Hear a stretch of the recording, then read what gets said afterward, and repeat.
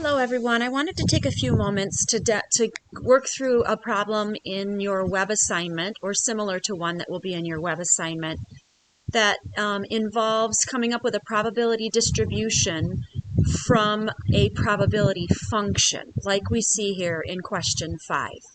This is unique, but it's another application of probability distributions. So what we want to do is we want to recognize that they're giving us a function rule.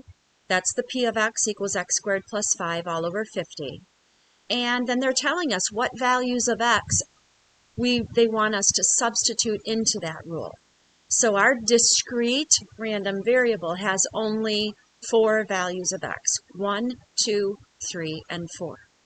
So what we have to do is we have to one at a time substitute those into the rule.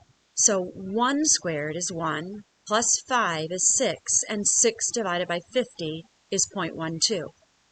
2 squared is 4, plus 5 is 9, and divide that by 50 and you get 0.18.